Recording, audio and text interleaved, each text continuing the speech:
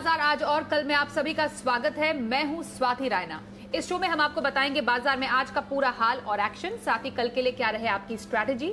और आपकी तैयारी कराने के लिए हमारे साथ शो में शामिल हो चुके हैं जी बिजनेस के managing editor Anil Singhvi sir का स्वागत करते हैं। और एक और खास मेहमान जो हमारे साथ है प्रॉफिट मार्ट सिक्योरिटीज के अविनाश गोरक्षकर हैं।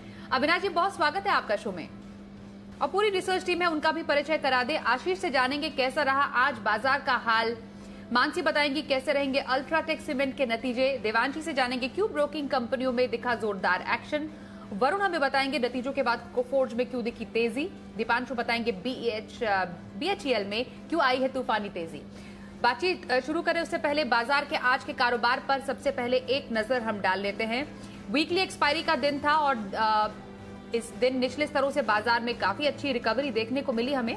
निफ्टी 116 अंकों की तेजी के साथ 14,733 पर बंद हुआ। वहीं सेंसेक्स में 272 अंकों का उछाल देखा गया। बैंक निफ्टी 44 अंकों की हल्की बढ़त के साथ 32,828 पर जाकर बंद हुआ। मेटल, आईटी, ऑटो शेयरों में से बाजार को सहारा मिला और सरकारी बैंक और फार्मा शेयरों में मुनाफा वसूली आज देखने को मिली। एफआईआई और डीआईएस की तरफ से क्या डेटा आज देखने को मिला है। एफआईआई यानी विदेशी संस्थागत निवेशकों ने कैश मार्केट में 1,223 करोड़ रुपए की खरीदारी की है। वहीं डीआईआई यानी घरेलू संस्थागत निवेशकों ने 633 करोड़ रुपए की आज बिकवाली की है।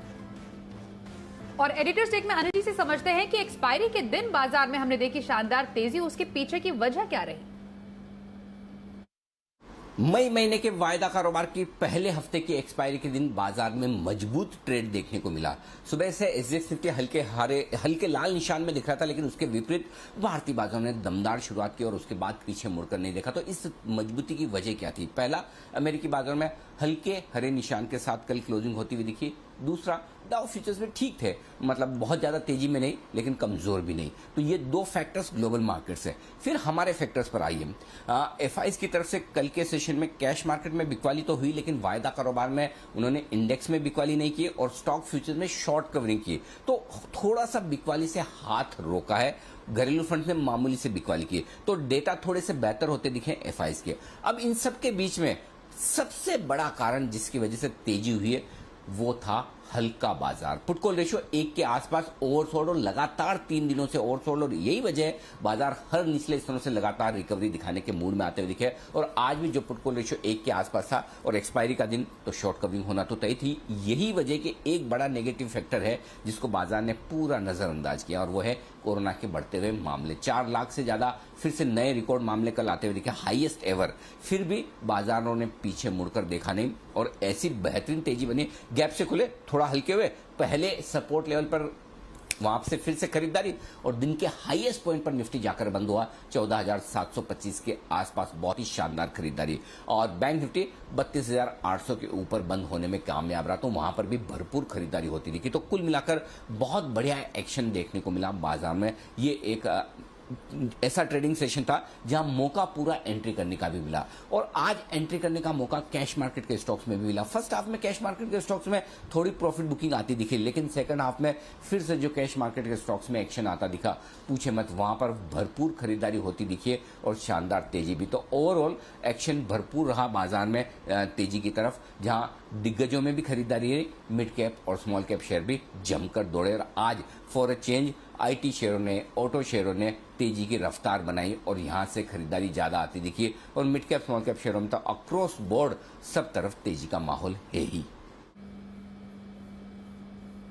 आज के बाजार पर आए तो समझ लिया। अब कल के लिए स्ट्रैटेजी भी अनिल जी से समझेंगे, लेकिन उसके पहले आज जो बाजार में हमने कारोबार होता हुआ देखा, किन सेक्टर्स में थी तेजी, कहां पर थी सुस्ती, समझते हैं। और डिटेल में हमारे साथ हमारे सहयोगी आशीष है। आशीष, जरा बताएं आज खबरों के दम पर कहां था सबसे ज्यादा एक्शन।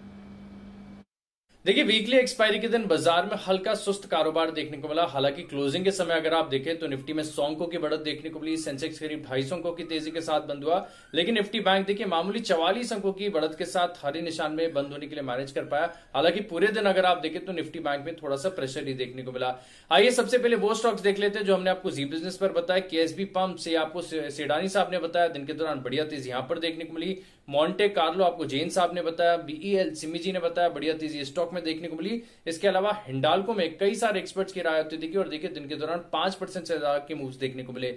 सेक्टर स्पेसिफिक एक्शन की बात की जाए तो आज फर्टिलाइजर स्टॉक्स में अगर आप देखें तो आखिरी 1 घंटे में बढ़िया खरीदारी देखने को मिली अक्रॉस। अगर आप देखें मैंगलोर केमिकल्स है, दीपक फर्टिलाइजर, आरसीएफ, एनएफएल, सभी स्टॉक्स में 4% से ज्यादा की तेजी देखने को मिली। मानसून को लेकर जो पॉजिटिव खबरें आ रही हैं और कहीं ना कहीं कीमतें बढ़ने की भी जो खबरें थी उसका भी एक असर देखने को मिला। इसके अलावा देखिए आईटी दिग्गज कोफोर्ज के नतीजा है, उसके बाद पूरे ही सेक्टर में रुझान देखने को मिला। मैस्टेक, विप्रो, न्यूजन सॉफ्टवेयर तमाम ऐसे स्टॉक्स है जहां पर बढ़िया खरीदारी देखने को मिली। और एक और तबका आज पूरे दिन एक्शन में रहा, वो है ब्रोकरेज स्टॉक्स। यहां पर देखिए गजब की तेजी देखी गई और इस पूरे पैक को लीड किया एंजल ब्रोकिंग में करीब 20% के स्टॉक्स में तेजी देखने को मिली। Motilal Oswal, ICICI securities, Edelweiss. इसके अलावा अगर आप देखें तो इसका इंपैक्ट बीएससी और सीडीएसएल जैसे स्टॉक्स हैं वहां पर भी देखने को मिला। दिग्गज ऑटो स्टॉक्स में भी आज खरीदारी देखने को मिली। हीरो मोटोकॉर्प है, Tata Motors, TVS Motors, Eicher Motors, Ashok Leyland में भी अगर आप देखें तो निचले स्तरों से बढ़िया रिबाउंड देखने को मिला। लेकिन आज पूरी सेक्टर्स में अगर आप देखें तो सभी सेक्टर्स में से सिर्फ एक पीएसयू बैंक ऐसा रहा जहां पर ऊपरी तरफ से हल्का सेलिंग प्रेशर देखने को मिला। PNB, bank of Baroda, central bank, Indian bank हल्की गिरावट के साथ बंद हुए। चलिए बाजार का हाल तो समझ लिया, आज के एक्सपर्ट अविनाश जी का भी रुख कर लेते हैं। अविनाश जी, कोरोना के रिकॉर्ड बढ़ते मामले, उसके बावजूद बाजार में हमने ठीक ठाक कारोबार होता हुआ देखा एक्सपायरी के दिन भी। बाजार पर अभी क्या करने की स्ट्रैटेजी आप सजेस्ट करेंगे और दूसरा हफ्ते भर का नजरिया कहां पर रखा जा सकता है? स्वाति, मुझे लग रहा है कि मार्केट्स में वॉलेटिलिटी काफी बढ़ेगी क्योंकि कोरोना के जो केसेस है वो अभी 4 लाख के ऊपर है और अंदाजा है कि अप्रैल, मई और जून ये कॉर्पोरेट सेक्टर के लिए बहुत चैलेंजिंग रहेंगे। हालांकि मार्केट्स में जब तक लिक्विडिटी आती रहेगी तब तक स्टॉक स्पेसिफिक एक्टिविटी रहेगी और हमें लग रहा है कि निवेशकों को स्टॉक स्पेसिफिक एक्टिविटी ही एडॉप्ट करना चाहिए। और रही बात पोजिशनल कॉल की, तो हमको लग रहा है कि टाटा कंज्यूमर प्रोडक्ट्स काफी अच्छा लग रहा है। इनफैक्ट नतीजे भी काफी अच्छे आ गए, तो मुझे लग रहा है शॉर्ट टर्म में हो सकता है कि यहाँ पे एक अच्छा उछाल देखने को मिले।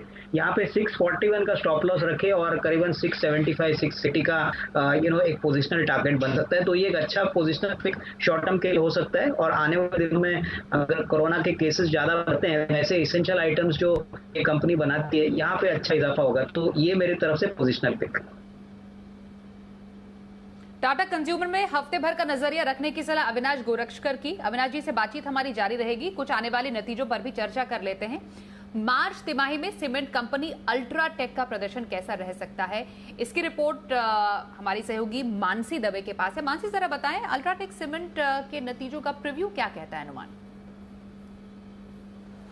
जी बिल्कुल, अल्ट्राटेक सीमेंट के नतीजों की अगर बात करें, वॉल्यूम्स में सालाना आधार पर 25% की बढ़त का अनुमान है। रियलाइजेशंस 4.3% सुधरने की उम्मीद सालाना आधार पर हम लगाकर चल रहे हैं। पूर्व, पश्चिम और उत्तर भारत में सेल्स वॉल्यूम में बढ़त जरूर देखने को मिलेगी। फ्यूल और फ्रेट की बढ़ती कीमतों का असर नतीजों पर दिख सकता है, ये कंसर्न है जिस पर नजर रखनी होगी।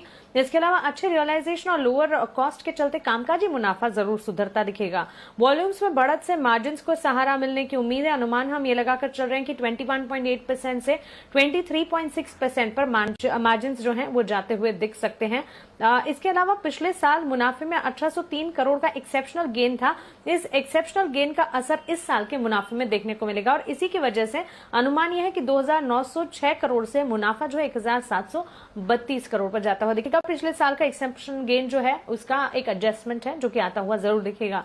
कुछ चीजों पर नजर रहेगी, सीमेंट की मांग पर, सीमेंट की कीमतों के ट्रेंड पर और वॉल्यूम्स की स्थिति पर। अनुमान यह है कि 30.9% की सेल्स बिक्री में बढ़त होती हुई दिखेगी। ओवरऑल नतीजे मिले जुले कह सकते हैं क्योंकि मुनाफे के फ्रंट पर और कॉस्ट में बढ़ोतरी का असर नतीजों पर देखने को मिलेगा। आगे बढ़ते हैं, ब्रोकिंग शेयरों की तरफ फोकस शिफ्ट करें तो शानदार तेजी यहां पर आई है। वजह क्या हो सकती है? देवांशी आशर का रुख कर लेते। देवांशी, ब्रोकिंग शेयरों में उछाल क्यों आया है? जी बिल्कुल, आप देखिए आज के ट्रेडिंग सेशन में जितने भी ब्रोकिंग शेयर थे इसमें शानदार गेन्स होते हुए देखिए। एंजल ब्रोकिंग लीड करता हुआ दिख रहा था, 20% के अपर सर्किट पर स्टॉक ट्रेड करता हुआ दिखा। लेकिन इसके अलावा आज आप देखिए Motilal Oswal, JM financial, Edelweiss, CDSL, BSE, इन सारे स्टॉक्स में आज शानदार खरीदारी होती हुई दिखी। कई वजह है। सबसे पहले तो एंजल ब्रोकिंग के कल नतीजे आते हुए दिखे, वो काफी अच्छे आते हुए दिखे। तिमाही आधार पर इनकी जो आय है उसमें 30% से ज्यादा की बढ़त थी और उनका जो मुनाफा है उसमें 39% तक की बढ़त देखने मिली थी। लेकिन यही नहीं, मोतीलाल ओसवाल के भी कुछ दिन पहले नंबर्स आए थे, अच्छे नंबर्स आते हुए दिखे थे। इनकी जो कुल आय है आप देखिए करीब 51% से बढ़ती हुई दिखी YOY, और इनका जो मुनाफा है उसमें भी 80% से ज्यादा की बढ़त थी। लेकिन ये जितने भी ब्रोकिंग हाउसेस हैं वो अब अपने जो ऐप हैं, डिजिटाइजेशन है, इस पर ज्यादा से ज्यादा फोकस कर रहे हैं। नए क्लाइंट्स को वहां पे ऐड करने की कोशिश लगातार बनती हुई दिख रही है। दूसरी बड़ी वजह यह भी है कि जो रिटेल निवेशक हैं उनका पार्टिसिपेशन पिछले एक साल में काफी ज्यादा बढ़ता हुआ दिखा है। आप देखिए FY21 में अगर कुल क्लाइंट पार्टिसिपेशन की बात करें तो एक रिपोर्ट सजेस्ट कर रहा है कि करीब 45% पर पहुंचता हुआ दिखा है, जो कि पिछले साल करीब 39% था। इंडेक्स फ्यूचर्स की भी अगर हम बात करें, यानी कि वायदा बाजार में केवल इंडेक्स फ्यूचर्स, तो वहां पे भी जो रिटेल पार्टिसिपेशन है वो करीब 38 to 39% पर पहुंचता हुआ दिखा है, जो करीब 2 साल पहले की अगर बात करें तो करीब 33 to 34% था। साथ ही IPO में लगातार नए स्क्रिप्ट्स आती हुई दिख रही हैं, शानदार एक्शन बनता हुआ दिख रहा है। तो इसके चलते भी जो रिटेल पार्टिसिपेशन है वो लगातार बढ़ता हुआ दिखा और पिछले एक साल में शानदार बढ़ा है। इसके अलावा आप देखिए जो AI फोकस है ऐप की जिसकी हम बात कर रहे हैं, उसमें लगातार निवेश की योजना सारे ब्रोकिंग हाउसेस की बनती हुई दिख रही है। एंजल ब्रोकिंग का ये भी कहना है कि उनके डिस्ट्रीब्यूशन पर अब ज्यादा फोकस बनता हुआ दिख रहा है, म्यूचुअल फंड डिस्ट्रीब्यूशन, इस पर फोकस बढ़ता हुआ दिख रहा है। मोतीलाल का भी ये कहना था कि इंश्योरेंस डिस्ट्रीब्यूशन पर अब ज्यादा फोकस करते हुए दिखेंगे। तो नए जो प्रोडक्ट्स हैं वो लॉन्च करने की योजना है, कॉस्ट ऑफ फंड्स को कम करने की योजना फिलहाल बनती हुई दिख रही है, डिजिटाइजेशन बढ़ता हुआ दिख रहा है और जो रिटेल पार्टिसिपेशन बढ़ रहा है, नए क्लाइंट्स ऐड होते हुए दिख रहे हैं, जिसमें आपने देखा है कि लगातार बढ़त हुई है। इन सब की वजह से जितने भी आज ब्रोकिंग स्टॉक्स है उसमें काफी अच्छा एक्शन बनता हुआ दिखा। तो ब्रोकिंग शेयरों पर पूरी रिपोर्ट पेश की देवांशी ने। अविनाश जी, ब्रोकिंग शेयरों में शानदार तेजी, क्या किया जाना चाहिए? नहीं, मुझे लग रहा है कि स्वाति ब्रोकिंग कंपनीज में तेजी बरकरार रहेगी और जिस प्रकार के वॉल्यूम्स बड़े हैं मार्केट में, इसका पूरा फायदा ब्रोकिंग कंपनीज को मिला है। जैसे कि ICICI सिक्योरिटीज, मोतीलाल ओसवाल और एंजल ब्रोकिंग, इनके नतीजे अगर देखें तो मेरे ख्याल से क्लाइंट एडिशंस बहुत ही जोरदार हो गए हैं और मुझे लग रहा है कि एंजल ब्रोकिंग इस लेवल से भी काफी अच्छी बढ़त दिखा सकता है। यहाँ से भी 15-20% का अपसाइड पॉसिबल है। इन्होंने एक्सचेंज को ये भी कहा है कि एसेट मैनेजमेंट, म्यूचुअल फंड्स, ये भी कारोबार में ये एंटर करना चाहते हैं। तो मुझे लग रहा है कि ओवरऑल एंजल ब्रोकिंग सबसे अट्रैक्टिव लग रहा है और उसके बाद ICICI सिक्योरिटीज। ये दोनों शेयर्स में मुझे लग रहा है कि रिस्क रिवॉर्ड अभी भी काफी अच्छा है और निवेश के लिए अच्छा रिस्क रिवॉर्ड निवेशकों को दे सकता है। ओके सर, कोफोर्ज की तरफ जरा फोकस अब शिफ्ट करें, क्योंकि शानदार तेजी देखने को मिली है नतीजों के बाद। रिकॉर्ड ऊंचाई पर कोफोर्ज का शेयर पहुंचा। हमारे सहयोगी वरुण दुबे से समझते हैं इसका पूरा गणित। बताइए वरुण, कोफोर्ज में शानदार तेजी और किन वजहों से? देखिए, बेहतरीन नतीजों के बाद कोफोर्ज के काउंटर में आज जोरदार उछाल देखने मिला। नो डाउट नतीजे तो अच्छे थे, लेकिन इससे भी अच्छा था कंपनी का गाइडेंस। दरअसल मैनेजमेंट का कहना है कि FY22 में कम से कम 17% के constant currency organic growth company करने वाली है। यानी कि अगर कंपनी एक्विजिशंस करती है तो ग्रोथ और भी काफी बेहतर रह सकती है। मार्जिन को लेकर कंपनी का कहना था कि FY21 के 18% मार्जिन के मुकाबले FY22 में 19% मार्जिन का लक्ष्य कंपनी ने रखा है। और देखिए, इस तिमाही में भी बोनस देने के बावजूद कंपनी के जो मार्जिन थे वो काफी हद तक स्टेबल थे। वहीं कंपनी लगातार डील विंस कर रही है। 2 बड़ी डील जो है वो कंपनी ने जीती है, जिसके चलते कंपनी की जो ऑर्डर बुक है $52 करोड़ के आसपास पहुंच चुकी है और तिमाही के दौरान 11 नए क्लाइंट्स जो है वो इस कंपनी ने जोड़े हैं। तो कहीं ना कहीं ये सारे अपडेट्स जो है वो मार्केट को काफी पसंद आए। और वैसे भी देखिए, इस तिमाही में IT कंपनियों के जो नतीजे आए हैं उसमें लार्ज कैप्स के मुकाबले मिड कैप IT कंपनीज जो है उनका प्रदर्शन काफी बेहतर रहा है और उसमें भी कोफोर्ज का प्रदर्शन सबसे बेहतर रहा है। आप देखिए, L&T take, L&T infotech, persistent, Mindtree में करीब 5.5% के आसपास की ग्रोथ देखने मिली। साइंट में 6% की ग्रोथ रही है, लेकिन कोफोर्ज में अगर आप देखेंगे तो यहाँ पे करीब 7% के आसपास की डॉलर आई में ग्रोथ देखने मिली है। तो जितने मिड कैप IT पीयर्स थे उसको भी इस कंपनी ने आउट परफॉर्म किया है और जाहिर सी बात है गाइडेंस कंपनी का काफी बेहतर है और ये चीजें मार्केट को काफी पसंद आई है और इसके लिए आपने देखा नतीजों के बाद और गाइडेंस के बाद खासकर इस स्टॉक में आज जम के खरीदारी देखने मिली। अविनाश जी, कोफोर्ज पर आपकी क्या राय, क्या स्ट्रैटेजी रखी जा सकती है शानदार तेजी के बाद? मुझे लग रहा है कि नंबर्स उम्मीद से काफी अच्छे आ गए हैं, बहुत मार्जिन फ्रंट पे as well as top line पे, और कमेंट्री कंपनी मैनेजमेंट की काफी स्ट्रांग है। हमको लग रहा है कि अगले 6 से 12 महीने में कोई अगर निवेश करना चाहे तो मुझे लग रहा है कि बहुत ही बेहतरीन मौका है। कोई भी डिप अगर मार्केट में आती है कोई भी कारण से, तो इसको अपने पोर्टफोलियो में इंक्लूड करना चाहिए। मुझे लग रहा है कि इस लेवल से भी रिटेल निवेशकों को अच्छा रिस्क रिवॉर्ड मिल सकता है। तो नतीजे जो अच्छे हैं ही, लेकिन FY22 के भी नंबर्स हमको लग रहा है कि काफी सस्टेन हो गए, और इस लेवल से भी थोड़ा सा अगर कोई एंट्री करता है या थोड़े से कमजोर लेवल्स पे एंट्री करता है, थोड़े सॉफ्टनेस पे, तो भी अच्छा पैसा इस काउंटर में बन सकता है। ओके सर, BHEL एक और शेयर जहां पर दिखी है तूफानी तेजी, 1.5 साल की ऊंचाई पर BHEL पहुंचा है। 150% की तेजी हम देख पा रहे हैं BHEL में। इस तेजी का राज क्या है और आगे चाल कैसी रह सकती है, ये पूरी डिटेल समझाने के लिए दीपांशु है हमारे साथ। बताइए दीपांशु। जबरदस्त तेजी का माहौल बना हुआ है BHEL की शेयर में। आज सेकेंड हाफ में हल्की सी मुनाफा वसूली जरूर दिखी, पर पिछले 5 दिनों का एक्शन देखिए, 20-22% का उछाल आ चुका है। इस साल 50% की तेजी ये काउंटर आपको दिखा चुका है। कई ट्रिगर्स हैं जिसकी वजह से बाजार का भरोसा BHEL पर बढ़ते हुए दिख रहा है। जैसे कि हमने आपको एक्सक्लूसिवली बताया है कि इनकी एक सब्सिडरी है EML, उस पर 51% हिस्से की बिकवाली के लिए जल्द ही सरकार की तरफ से मंजूरी मिल सकती है कंपनी को। पर पूरे कैपिटल गुड स्पेस में आप नजर डालिए तो मजबूत Q4 का अनुमान है, और सबसे अच्छे कैपिटल गुड स्पेस में नतीजे BHEL के आपको आते हुए दिख सकते हैं। 4 तिमाहियों के बाद कंपनी मुनाफा दिखाएगी। अब तक पिछले 4 तिमाहियों से घाटा आ रहा है, साथ ही कामकाजी तौर पर भी मजबूत प्रदर्शन रहेगा। 4 तिमाहियों के बाद कामकाजी मुनाफा भी यहां पर आपको आते हुए दिखेगा। एग्जीक्यूशन में सुधार के चलते हम देख रहे हैं कि कामकाजी तौर पर नतीजे अच्छे रहने वाले हैं। साथ ही ब्याज खर्च कम हुआ है, वर्किंग कैपिटल में भी सुधार के संकेत आए हैं, तो वहां से भी नतीजों को सहारा मिलेगा। और नए ऑर्डर्स, कंपनी को काफी अच्छे नए ऑर्डर्स मिले हैं Q4 में, जिसकी वजह से ओवरऑल बुक पर भी आप अच्छा प्रदर्शन देख सकते हैं। Q4 ही नहीं, आने वाला साल FY22 कंपनी के लिए काफी मजबूत साबित हो सकता है। एक तो सरकार ने बजट में पावर सेक्टर के लिए एक बड़ा आवंटन किया है, और ये BHEL के लिए काफी जरूरी है, क्योंकि पावर उपकरणों का जितना भी प्रोडक्शन होता है, जितने भी पावर सेक्टर के लिए प्रोजेक्ट्स एग्जीक्यूट होते हैं, उसमें 50% से ज्यादा मार्केट शेयर सिर्फ इसी कंपनी का है, तो वहां से इन्हें फायदा होते हुए दिखेगा।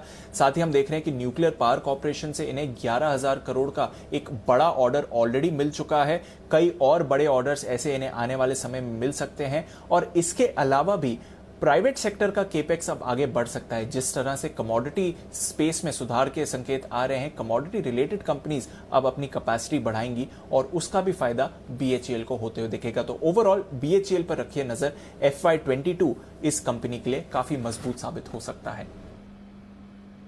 आइए अब आगे बढ़ते हैं शो में और देखते हैं शर्मा जी का ऑप्शन।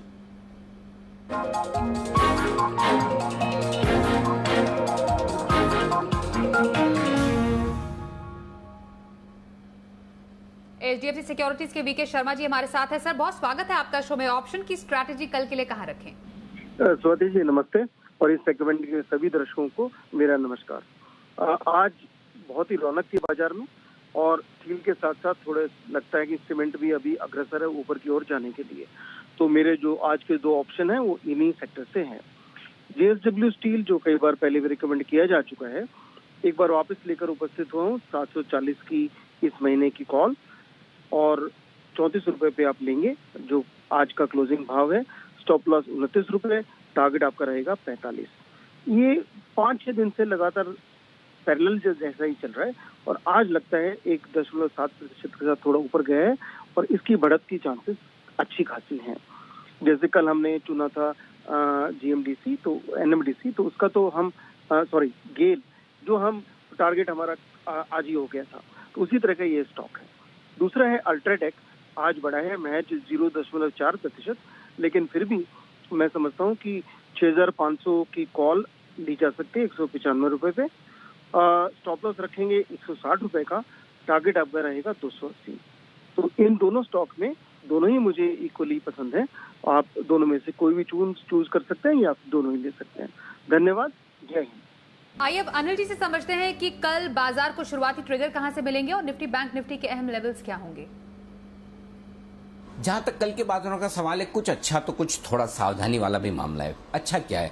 पहली बात, अमेरिकी फ्यूचर्स थोड़े से हरे निशान में दिख रहे थे 35-40 पॉइंट ऊपर, तो उम्मीद कर सकते हैं कि अमेरिका में एक अच्छा सेशन और लगातार 3-4 दिनों तक नैस्डैक पर रहा दबाव, तो पूरी संभावना है कि नैस्डैक भी थोड़ा उछल सकता है इंपॉर्टेंट सपोर्ट लेवल के आसपास। तो अमेरिका से और अमेरिकी फ्यूचर से शायद कुछ अच्छे संकेत हमें मिल सकते हैं, ये उम्मीद है।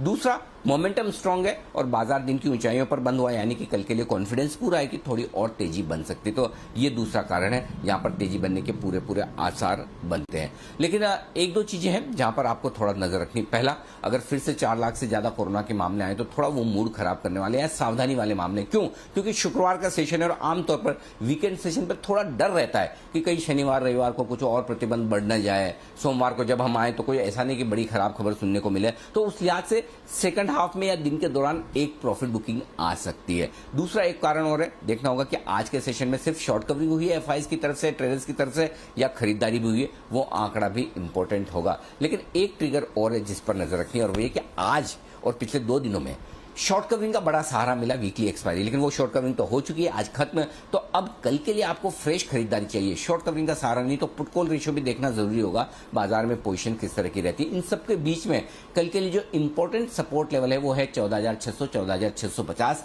इस रेंज में निफ्टी लेगा सपोर्ट, और ऊपरी स्तरों पर 14,825 14,875 तक की जगह बनती है निफ्टी में। बैंक निफ्टी का जहां तक सवाल है, 32,300 32,500 की रेंज में बैंक निफ्टी को अच्छा मजबूत सपोर्ट है कल के लिए, और ऊपर में एक बार 33,000 पार करने के बाद 33,300 33,500 तक की जाने की कोशिश बैंक निफ्टी की हो सकती है। तो 33,000 एक अहम लेवल है, उसके पार निकलते ही बैंक निफ्टी में भी भरपूर एक्शन दिखेगा। अब इंडेक्स कहीं भी जाए, लेकिन आपके लिए कैश मार्केट के स्टॉक्स में भरपूर एक्शन है। Mid cap metals, mid cap sugar में तो खैर सारे मिड कैप्स ही हैं, फर्टिलाइजर, पेपर्स, आप जो स्टॉक देखें, जो सेक्टर्स देखें, कॉफी, चाय, सब में अच्छी तेजी है। और अभी भी लगता है कि इन मिड कैप शेयरों में, इवन मिड कैप आईटी शेयरों में यहां पर कल भी भरपूर एक्शन रहेगा। तो आप इंडेक्स को छोड़कर focus mid cap small cap शेयरों पर कीजिए, वहां जल्दी और बड़े पैसे बन सकते हैं इस मोमेंटम में। कल की स्ट्रैटेजी जानी, आइए अब देखते हैं कल का ऑप्शन।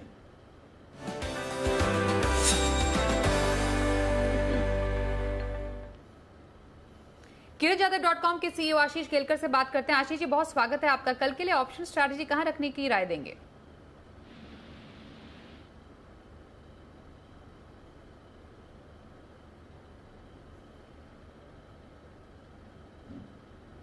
चलिए आशीष जी से थोड़ी देर में फिर से बात करते हैं, उनके ऑप्शन स्ट्रैटेजी जानेंगे। इस बीच अविनाश जी आपके पास आ रहे हैं, लॉन्ग टर्म पिक के लिए आज आपकी जो स्ट्रैटेजी होगी कहां रखने की सलाह होगी?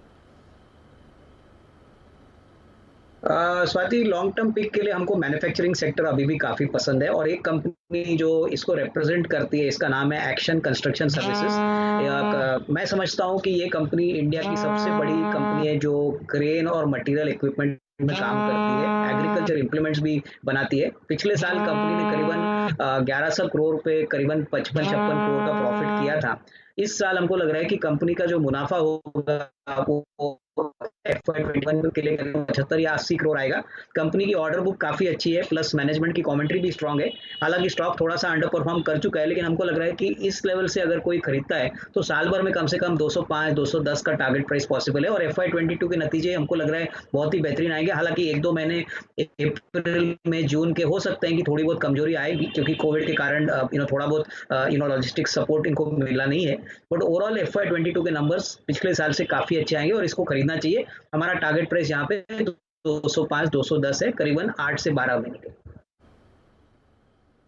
Long term pick action construction equipment में खरीदारी की सलाह अविनाश गोरक्षकर की। आइए एक बार फिर से रुख कर लेते हैं आशीष केलकर का। आशीष जी बताइए कल के लिए ऑप्शन स्ट्रैटेजी कहां पर रखें? स्वाति जी, BPCL का 430 का कॉल खरीदारी करने की सलाह होगी। आज का क्लोजिंग प्राइस करीबन 17 के आसपास का है, यहीं के लेवल पे खरीदारी करना चाहिए। स्टॉप लॉस बहुत नजदीक का रहेगा 14 रुपए का, पहला लक्ष्य रहेगा 22 रुपए का, दूसरा लक्ष्य रहेगा 25 रुपए का। तो BPCL का 430 का कॉल खरीदारी करने की सलाह है। बहुत शुक्रिया आशीष जी, कल के लिए ऑप्शन स्ट्रैटेजी आपने दी। अविनाश जी आपका भी शुक्रिया, शो में शामिल हुए तमाम सहयोगियों का भी बहुत शुक्रिया एक्सक्लूसिव खबर और रिसर्च पहुंचाने के लिए। बाजार आज और कल में बस इतना ही।